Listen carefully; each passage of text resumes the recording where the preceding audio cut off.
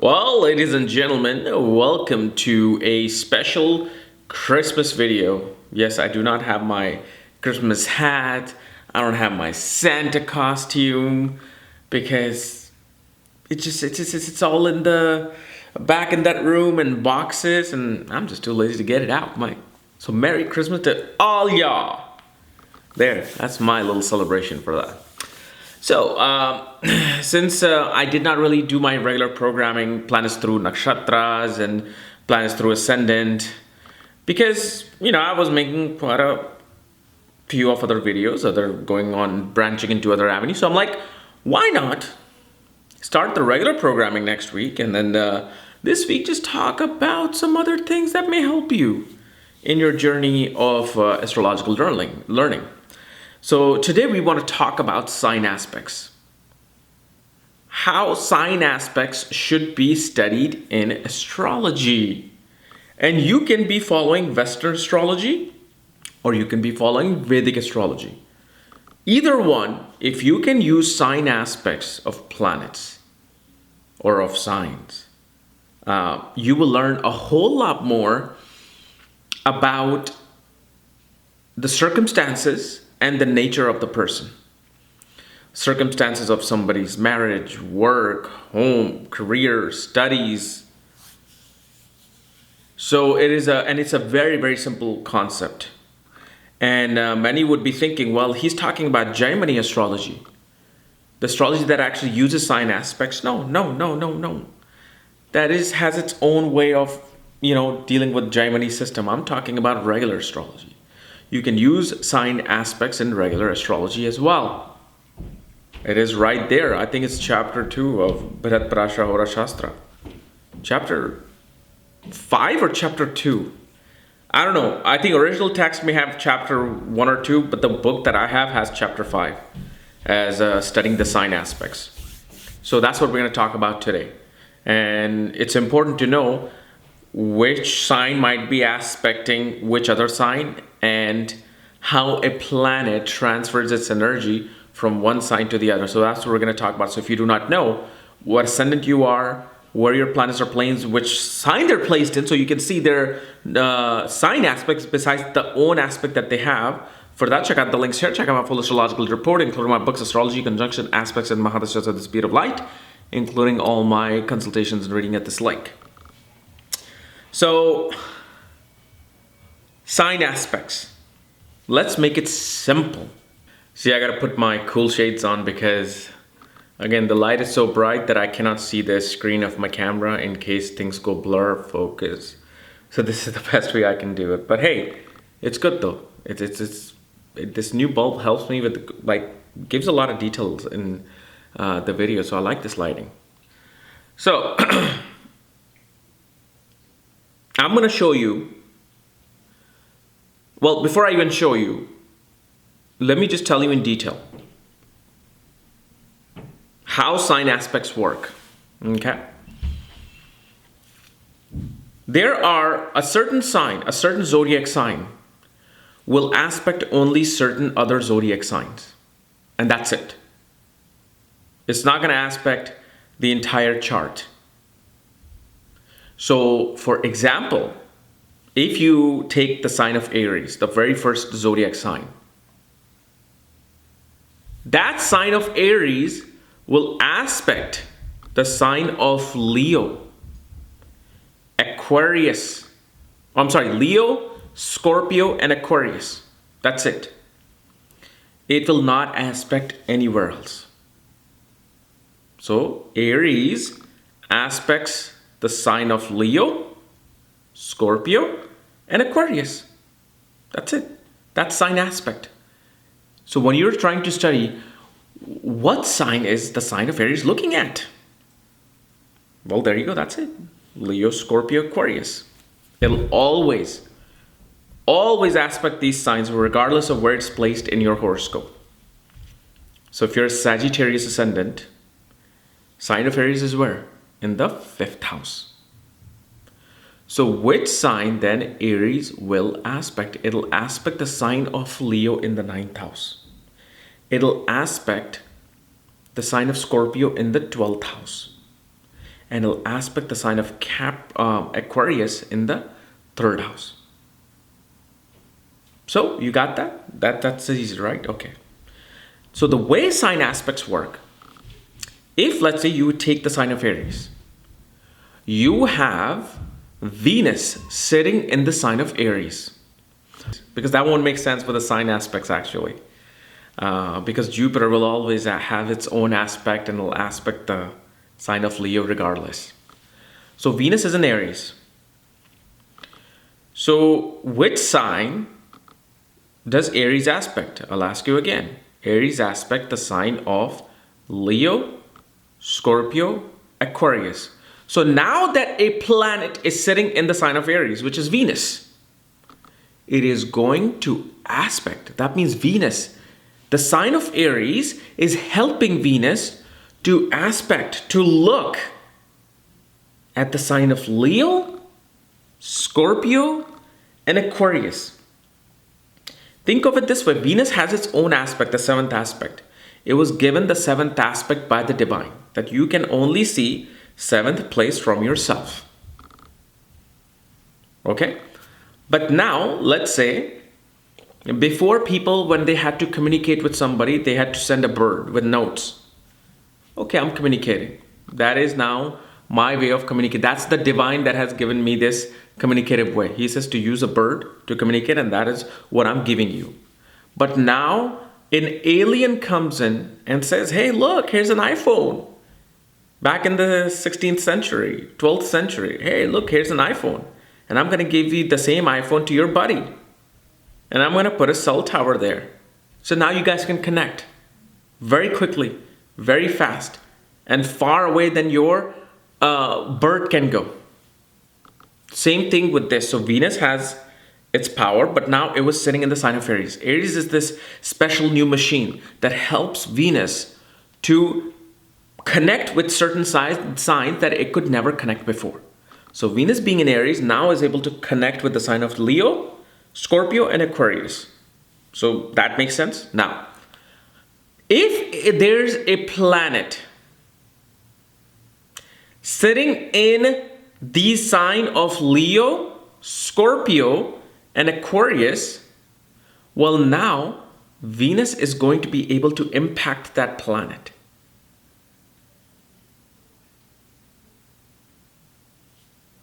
So Venus is going to be able to impact that planet. It's going to be able to tell that planet something. So if, let's say, you have Saturn sitting in the sign of Leo in your birth chart. So Venus is sitting in Aries, Saturn is sitting in Leo. So what is happening? Venus is looking at Saturn. So Saturn in the 5th house, whatever it is doing, sitting there, whether it's giving you inclination towards government, politics, government studies, history, civics. Well, now Venus says, you might want to, instead of going into history, you might want to study art history. You might also find interest in fields of technical designing and art. Or if you are taking up understanding, let's say, what do you call those? Let's say if you're taking law. You're taking law. Okay. So Venus is now looking at the sign of Leo. Venus is saying that, why don't you study law about dealing with the rights of women?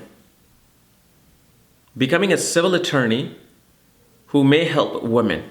So you see how Venus is impacting the 5th house. The other thing you want to remember is when there is a planet in Leo and there's a planet in Aries, they both will look at each other, regardless of what planet it is. So Saturn is in the sign of Leo. So Venus is not impacting, it's not only Venus that is just impacting the 5th house where the sign of Leo is and Saturn is sitting there. No, Saturn is also affecting the sign of Aries, which is the ascendant where Venus is sitting. So if you were just judging a birth chart and saw the aspect of Jupiter on Venus, you'll be like, oh, you'll marry somebody coming from a royal family and she'll be great. She will come from a high class society, well educated, this and that. Okay, well, and then you don't end up with somebody as you were thought you're going to end up with. Why? Because you forgot to look at the Rashi aspects of a planet upon Venus. Saturn is looking at Venus, which is pretty much showing that the person you're going to marry is going to be from a different cultural, ethnic, and caste background. Somebody who could be of a older age than you. So if you're a man, it can show your spouse could be older in age with you or much more mature. Your spouse can be coming from a service class. Government servants, she could come from a family of government servants. So if in Aries, it can show a person who should be beautiful, who should be, very attractive, especially Jupiter looking at them. Well, Saturn is looking at Venus. This can show somebody, then it's altering. You see how it's altering the perspective of beauty. So instead of you judging this planet Venus in the Aries showing slim body and somebody who's very proportioned face and cheekbone like face and this and that, well, Saturn impact can show that somebody, especially with Jupiter, Saturn, let's say if looking at Venus, it can show somebody who's going to be plump or somebody who will gain weight after having children, because fifth house is children. Saturn is sitting there. Saturn is Aries. Saturn is an Aries planet. So because from Leo sign, Saturn is looking at Venus, and then you got Jupiter, the planet of abundance and prosperity, looking at Venus. Venus, which is a woman, which is your wife, can show that after marriage, fine, she's fine, but as soon as she has kids, she may not be able to lose that weight, so she can become heavy. She become plump. You may consider her fat, whatever your definition is. So this is why it's very important to understand sign aspects. So regardless of if you're using Western astrology or Vedic, and especially when a planet aspects a sign, it gives its significance to those houses. So even let's say you don't have any planet, let's say you have Venus in the sign of Aries, Venus is going to aspect the 5th house, 8th house, 11th house as an Aries ascendant. Because 5th house is Leo, 8th house is Scorpio, 11th house is Aquarius. Venus is going to throw its qualities on it, meaning there will be pleasure derived from your children. You'll be very creative in your senses and your intelligence. You will be able to deal with sudden things in life, sudden calamities or whatever happens in life, which is the 8th house. Your psychological baggage, what you have as a person, it won't be so dramatic. You will derive some pleasure from it. You will derive some happiness from it.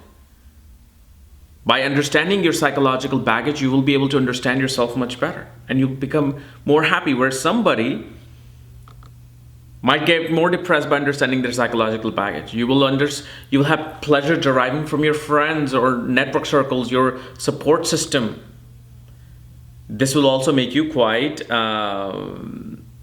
adamant about, luxurious item, luxury goods, having all the good things in life. Same thing if, let's say, Saturn is in a Gemini ascendant. What is it doing? It's impacting the 4th house, 7th house, 10th house. So it's a natural karkavastha. Regardless of if a planet is there or not, it's naturally going to bring hard work towards those areas of your life. It's going to bring work ethics towards those life.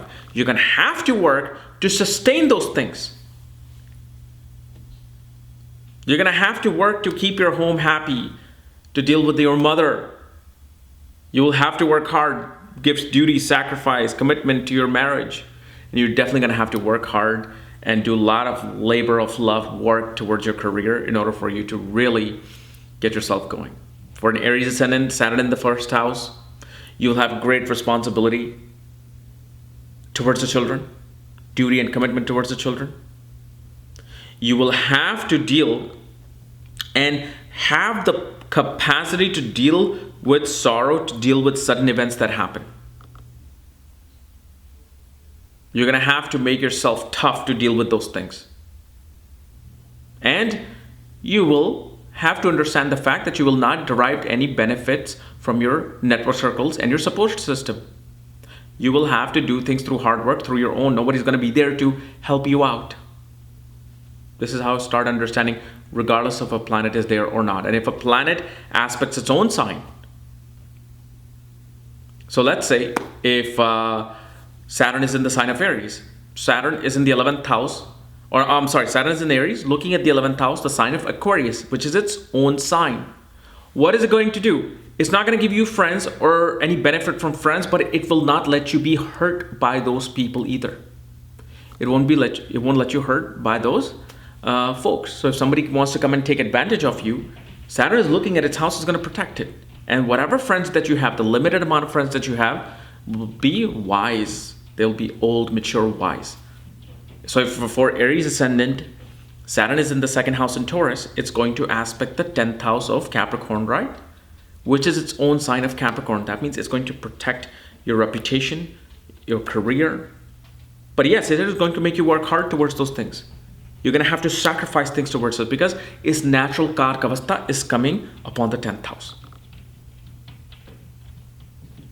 So if let's say you have Saturn in the 5th house in Leo, Mars in the Aries, in the sign of Aries, in the ascendant, you can clearly see that, okay, this person is going to attain education in fields of engineering, mechanical engineering, physics. Because you can quickly judge that through that sign aspect.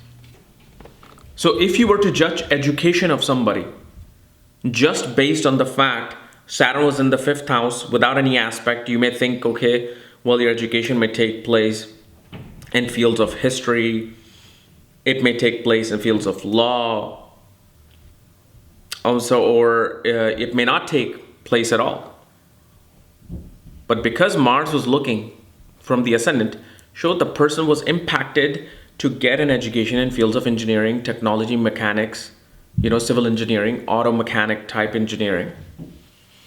So it's very important. So now what I'm going to do, now that you know how sign aspect works, I'm going to show you this sheet on the screen that shows which sign will aspect which sign.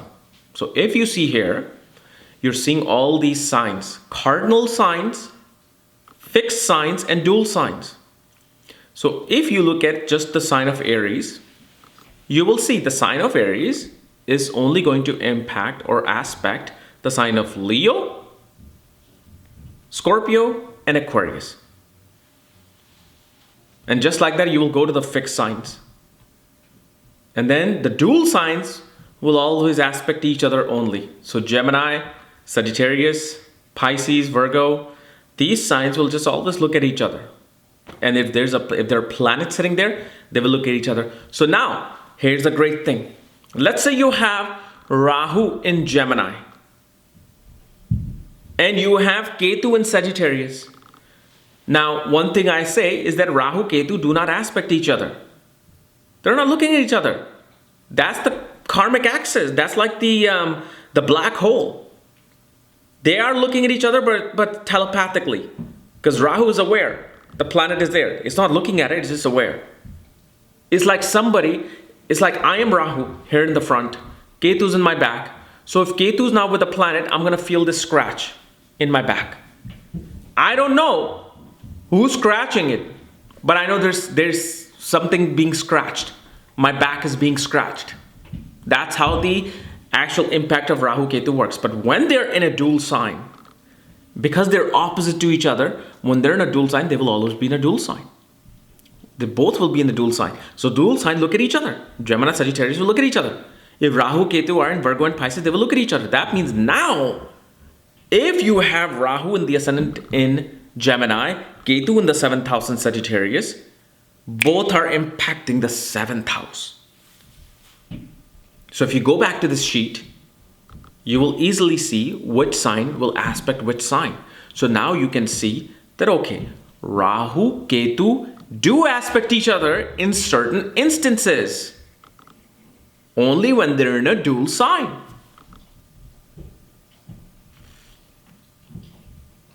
So if, like I run into quite a bit of horoscopes where before, if I was to look at it like 3 years before or so, I would be like, how in the world did this person do engineering or information technology education? Nothing is being impacted upon their fifth house or ninth house. And fifth lord or ninth lord are nowhere being connected to Saturn, Mars, Rahu, Ketu. How in the world did you get that education in IT? Now, you also saw next to these sign aspects, I had written cardinal is Brahma, fixed signs are Vishnu, dual signs are Shiva. Brahma is the creator, Vishnu is the preserver, Shiva is the destroyer. Now you guys might be thinking this, holy smokes, all the dual signs are fucking Shiva. They're going to destroy me. What's going on? See, again, you look at one thing, you read one thing, and the brain, the garbage within the brain starts recycling all the stuff that you have learned in your life, and it's trying to calculate things on a very, very low level, as I used to think this way. So, Brahma, the creator, are the cardinal signs, meaning you, the Aries, is number one, right? The body was created. Fourth house, mother created you. Seventh house, Libra, the sign of Libra. Through your spouse, you created your children. 10th house, you created the biggest impact in the world. The sign of Capricorn for Aries ascendant, or not even ascendant, just look at the signs itself. The physical body, the mother, the spouse, and your karmas. What do karma do? Karma creates something. Then, fixed signs. Taurus, Leo, Scorpio, Aquarius. They are known as the Vishnu, meaning, remember, fixed sign people do not like to change. They do not like to change things. Like if a fixed sign, if you tell a fixed sign, if signs were alive and they were human beings, you tell them, hey, throw this away, let's change this, and then let's move this here. They'll be like, no, don't move my laptop from there to there. No, I like it this way. This is why you see people who have a lot of fixed sign impact, when they leave something at a place, leave it there for them. Because if you remove it, they will get mad. Why did you remove it? I didn't tell you to remove it. I like to sit here in this corner. I like to work in this corner because I like to be fixed. I like to preserve things the way they are. Especially Scorpio. Scorpio is a sign of chaos. They are always afraid of the chaos. They're like, I don't want to create chaos. It's taken so long to create this little organized life for me. I don't want chaos. So all the fixed signs are about preserving. Like, I need to preserve this. I need to, whatever I have. This is why it's all about the money, fixed signs. I need to have a certain fixed income come in because I want to calculate it. Because this week, if I'm going to make $600, I want to be able to make $600 next week because now I can budget. Okay, so I got 600 coming this week. Next week, I'm going to pay this bill, this bill, this bill. And then within 3 years, I'm going to be able to calculate this much money and save this much money. That's what the fixed sign does. Cardinal is like, all right, I'm getting $600 a week. How do I make this into $1,200? How do I make this into $1,500 a week? Okay, well, maybe I need to invest my money here. All right, let's move my money from here to there so it can grow. You see how movable signs really are known as entrepreneurs, business people, because to be a business person, you got to be able to deal with the fluctuations of life. Then you see the Shiva rule signs, the dual signs, which is all the dual Gemini, Sagittarius, Pisces, Virgo. Because third house, why is it that the third house represents this destruction? Because what happens is you And your value system, your family, interacting with the family, creates your self-ego, your self-image. Like, this is not something that the divine is teaching you. These are not the laws of the universe, how it should be. This is your own designed universe you have created for yourself. This is who I am. This is how it needs to be. So what are you doing now? Because now you created this ego, that third house, that these are my skills and whatever I accumulated is through me and my skills. And I'm going to take these skills and I'm going to use it in the world. So what did the sign of Gemini do? It destroyed the true value system and yourself. Your true self is gone from Gemini. And whatever the value that you truly were supposed to learn is destroyed, because now you created your self-image. And so once you used self-image to deal with the world, you fail, because you did not really get the divine knowledge.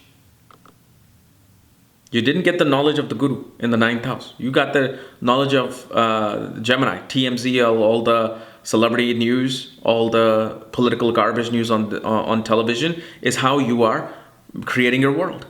And then when you use this information to see world outside, you're like, it's not really working as much. What do I do? Okay, I gotta go back and learn more. You come back to the 4th house, which is a cardinal sign, the sign of Cancer, the original sign of Cancer. Cancer represents true vidya, true knowledge, which your mother shows you. So then you again try to learn things. Then you again try to attain those emotions, to learn pure knowledge in Cancer. This is where Jupiter is exalted. It is pure knowledge.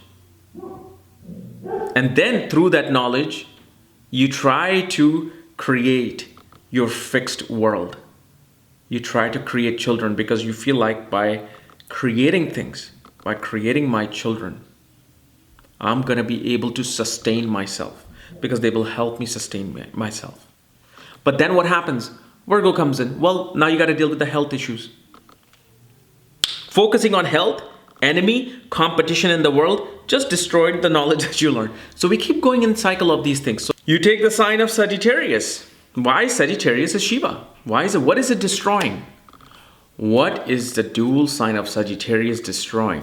It is destroying your fears, insecurities, and your emotional baggage. Why? Which is the sign before Sagittarius? It's the sign of Scorpio, which represents fear and anxiety. Our emotional baggages that we carry on that keep affecting us, keep limiting us. Sagittarius is about expansion. Sagittarius is about going out there, learning and meeting a guru, experiencing different cultures, ethnic backgrounds through your pilgrimage. So when you learn that knowledge, you're like, oh my God, what was I fearful of? What am I scared of? I have God. And then when you receive that knowledge, what do? You go back to creating. You go back to doing your new karmas, because now you have hope of Sagittarius. Then Pisces. What is Pisces destroying? Pisces, the 12th sign, is destroying your unnecessary, stupid material desires. So it can help you show your real home, which is not this earth. It is Brahmaloka, Satloka, whichever loka is out there. It is saying, get rid of your desires. I will help you destroy your desires by doing meditation, by going and renouncing the world, going towards spirituality, seeking moksha, and you will exit to your actual home. Because Aquarius is all about our desires. It's all about, what I need to do to get all that big money in me. Yes, I want that nice car. I want that fancy house or whatever. So this is why it's known as a trick house. The sign of Aquarius, which originally becomes the 11th house, it is a trick sign, trick house. This is how the Shiva is working. Out of all these, Gemini is the one that really gets us. Gemini and Virgo. Virgo is our health. Virgo is the enemies that we face, the competition we face. Geminis are stupid ignorance. Gemini represents those people in bar talking about sports, talking about which player got traded and which reality show is going to come up tomorrow. They have no clue about the world because they are now just dealing with the small information, the lower form of information, which is Gemini. So understand these. Now, why did I say this? How do we relate this to our sign aspects, right? I did all this BS in front of you. Some of you may think that. How is this helpful? Well, let's say, for example, you were a Taurus or Aries ascendant, okay? Jupiter is sitting in the sign of Taurus. So if you go back to the sheet, which signs will Taurus aspect? The sign of Cancer, Libra, and Capricorn. Which are cardinal signs? Libra, Cancer, Libra, and Capricorn. These are the Brahma signs, the creator signs. Okay, the creation. There's always something new to do here. A planet, which is Jupiter, which represents prosperity, abundance, knowledge, is now in a fixed sign of Vishnu to preserve things. And so now Jupiter is looking at your 4th, 7th, and 10th house. Now think about it. How will this impact a person's life? Vishnu is looking at Brahma. Jupiter, through the qualities of Vishnu, of preserving, will help you preserve your creation. You will be always finding abundance energy to find more creation of what you're doing. Because Jupiter is in this fixed sign that I need to preserve something. So I'm preserving my income. I'm saving. But I'm also looking at these other planets sitting in, let's say, the sign of Cancer in the 4th house. So now I'm sending my Vishnu preserving energy onto the 4th house. I am helping you be fixed on your goals to create more things. Are you getting this? I'm helping you be more fixed on creating more things. So so this way you will not be unmotivated. Well, things are not working out, forget it. I don't want to pursue more. I'm happy with what I am. But because Jupiter fixed energy of preserving is on the 4th house, and the 4th house, which is a cardinal sign about creating things, it's always going to be then that fixed energy. It's always going to keep creating, recycling, creating.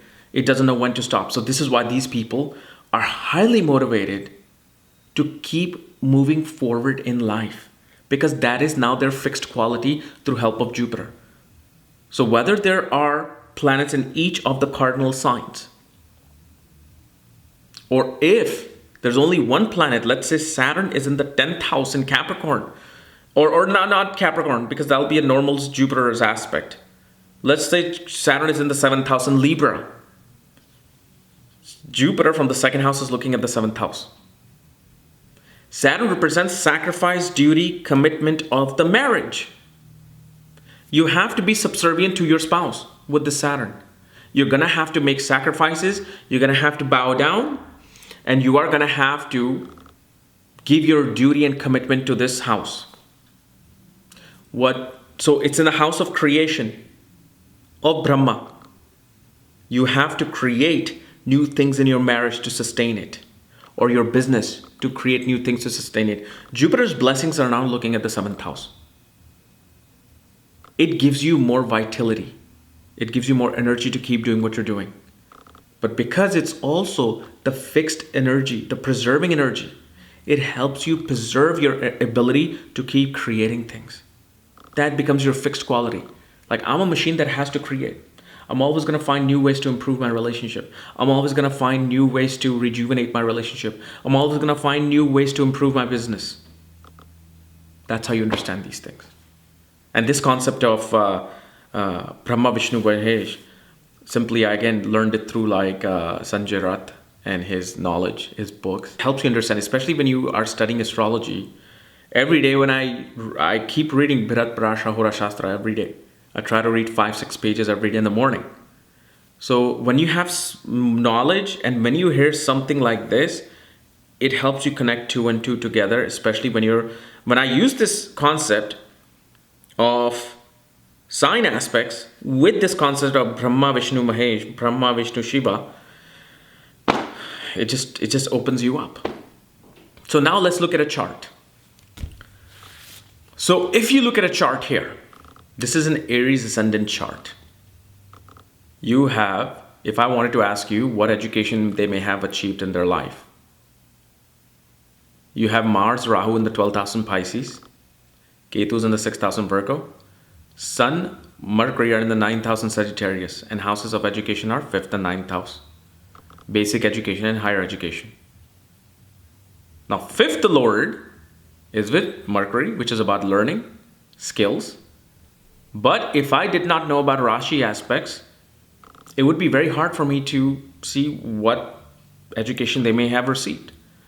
But because Mars, Rahu from dual sign and Ketu from dual sign are looking at the 9th house, where Sun, Mercury are placed, physical planets are in the sign of Sagittarius, we can clearly see that education must take place in fields of either software technology or information technology.